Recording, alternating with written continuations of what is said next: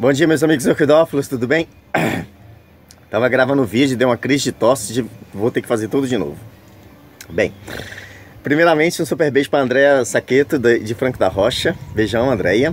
Miriam Quintiliano, super beijo Miriam. Douglas Kruger, beijão Douglas. O Michael Medzeker pediu para mandar beijo para os orquidófilos do Orquidário Ribeiro no Espírito Santo. Super beijo para vocês, tá bom? Então, antes de eu abordar os 3 assuntos que me foram solicitados, eu quero mostrar para vocês um Mormordes que eu estou cultivando no sistema de retenção de umidade.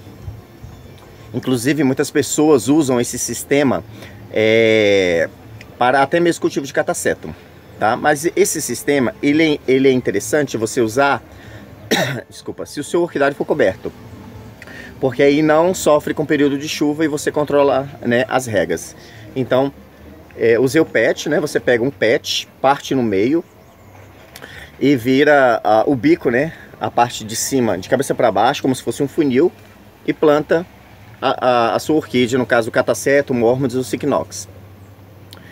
Essa planta eu ganhei do Mauro de São Paulo no ano passado, em setembro agora vai fazer um ano, e resolvi fazer o plantio nesse sistema com retenção de água, não sei se ainda tem, porque das formas tradicionais que eu estava plantando esse Mormordes, ele não estava se desenvolvendo. E aí depois que eu plantei dessa maneira, ele continua vivo. Geralmente essa planta morre muito rápido no meu cultivo. Então eu acho que agora vou tentar fazer esse sistema tanto com os Mormordes como com os Cycnops. Fica a dica para você. Usei Sphagnum, né? Sphagnum e Brita. Embaixo aqui tem Sphagnum, Brita e casca de pinos e carvão, né? Para dar uma alimentação mais reforçada para a planta. E como sempre eu uso um pouquinho de osmocote ou às vezes aplico um adubo foliar, mas geralmente eu uso osmocote. E tá aqui as florzinhas lindas para vocês apreciarem, tá bom? Então, a Isaltina, isso, ela pediu para falar sobre mudança de cor nas flores das orquídeas.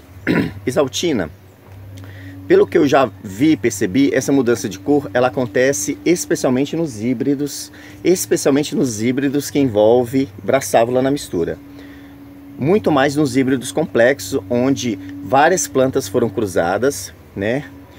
Um híbrido foi cruzado com outro híbrido, e assim a carga genética da planta ela fica bem como se fala, tumultuada, né? de informação genética. Então tem alguns híbridos que eu percebo que acontece uma transição de coloração. A planta produz um botão rosado, aí ela abre, fica meio amarelo e às vezes até se torna meio esbranquiçado. Isso é muito comum quando tem braçávula no meio. A BLC Richard Müller é uma planta que acontece isso. Essas plantas, tangerina não sei das quantas, todos esses híbridos que envolvem tanto braçávula e em alguns casos o Hoffmann Sanguela, híbridos mais complexos, tem uma tendência a ter mudança na coloração. Raramente isso vai acontecer nas espécies, tá? Outra coisa que eu quero falar para vocês é o seguinte: o que define a coloração de uma orquídea, especialmente Cattleya, é a luminosidade. Se a sua Cattleya estiver num local muito sombreado, por exemplo, ela é rosa, mas se ela estiver num local muito sombreado, ela vai abrir meio esbranquiçada. Você vai achar que ela é uma variação mais clara, mas de repente ela está desabrochando com pouca luminosidade. Quando você coloca essa planta num local que ela recebe a quantidade de luminosidade ideal, aí você vai ver realmente a coloração correta dela.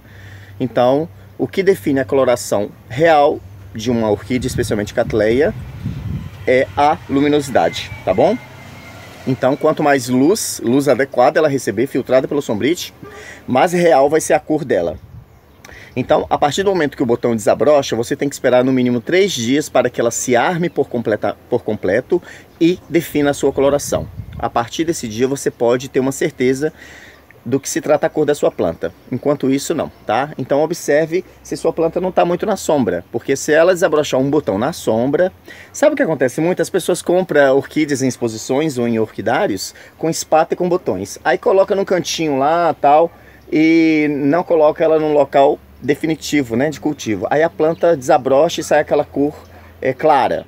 Aí no ano que vem ela está no orquidário e a planta desabrocha uma cor mais escura. Aí eles ficam questionando, ah, por que mudou de cor? Não, não é porque mudou de cor. Em muitos casos foi falta de luminosidade. Quanto mais na sombra a sua orquídea desabrochar, mais clara a flor será, certo? Quanto mais luminosidade ela receber, mais será a real cor dela. Se a sua orquídea for alba, amesiana, ceruleense, uma cor mais clara, na luminosidade normal que ela deve receber, ela vai definir essa cor. Se ela for clara, ela vai ser clara mesmo, entendeu? Isso acontece muito com as tipos. Esse lance da planta abrir os botões mais claro em lugares sombreados acontece com as tipos. Já as plantas que realmente são variedades, não, a cor dela é clara mesmo, branca, amesiana, celuriense, semialba e etc, ok? Espero que tenha sido bem explicado, porque eu nem sei o que eu tô falando. Aí me pediram para falar sobre a coleta de água de chuva. Bem, a água de chuva é muito natural, é uma água muito boa, rica em hidrogênio, né? Então é uma água muito boa para se regar as plantas. Mas no caso aqui eu uso água de mangueira, água da rua, né? Que é uma água tratada, né? Tem substâncias químicas, mas não faz mal. Claro que se você tem um impulso artesiano na sua casa, uma fonte de água, ou se você pode armazenar água de chuva para molhar suas orquídeas, perfeito, tá certíssimo, tá? No caso, eu não tenho nenhum poço artesiano e nem tem como eu armazenar água de chuva. Então, eu tenho que usar a água da torneira. Inclusive, está faltando água, minhas plantas estão sem receber água por falta de água, né? Nesse período do inverno, outono e inverno, que o rio não chove, então o nível fica mais baixo e eles ficam racionando água. Aí você passa na rua e tem um filho da mãe lavando calçada. É muito triste isso. Me pediram para falar sobre o critério para fazer híbridos. O critério principal é o seguinte, por exemplo, muita gente usa a Cattleya Cland para fazer híbrido, né? Mas a Cattleya Cland, ela tem uma característica muito negativa para muitos de nós. Ela produz 1 ou 2 flores, 3 no máximo, mas o geral é 1 ou 2 flores por haste. Então ela passa essa característica para os seus híbridos, né? Inclusive, um amigo tem um híbrido de Cattleya Cland com Cattleya schilleriana, né? Então tá aquela moita, aquela toceira e uma flor aqui, uma flor ali, e não fica aquela coisa assim, né? Que você pega o vaso tá frondoso, tá cheio, bufado, mas com pouca floração. Então você tem que analisar as plantas de cacho, as plantas com mais flores, com menos flores e as plantas de forma. Por exemplo, eu amo híbridos com Schomburgia, né? Mas eu tenho que ter a consciência que ela vai passar a característica das pétalas e sépalas encrespada, né? Não vai ter aquela forma planinha, bonitinha, que a gente gosta de ver nas Cattleya especialmente, tá bom? Então, tem que tomar cuidado e selecionar as plantas corretas, né? Geralmente as pessoas gostam de produzir híbridos mais coloridos e com mais flores, tá? Mas também existem algumas misturas que podem ficar bem chamativas, né? Quando você cruza, por exemplo, o que está forte aí, muito forte, é híbridos com brassávula. Mas em alguns casos, quando usa braçávulas que produzem poucas flores, igual a brassávula Regina e a brassávula Revoluta, a gente vai ter poucas flores com esses híbridos.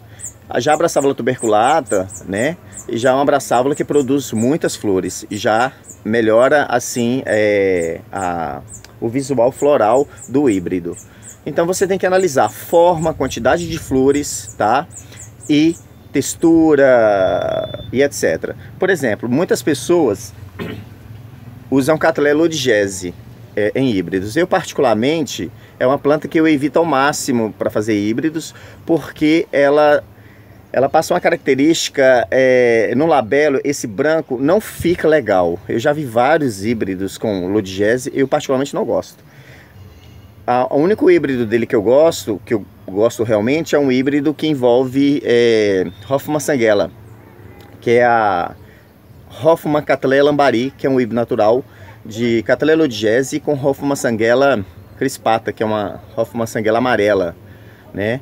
Então, o resultado do cruzamento das duas dá a Hoffmann Cattleya Lambari, que é um híbrido natural que foi achado na natureza, que eu acho muito bonito, né? Mas, particularmente, eu não gosto muito de híbridos envolvendo Cattleya Ludgese, não, porque ela passa uma característica no lóbulo, fica um labelo não muito chamativo, fica esbranquiçado, né? E geralmente a gente gosta de muita cor no labelo, tá bom? Amores, qualquer dúvida sobre o que foi falado, é só perguntar. Beijão!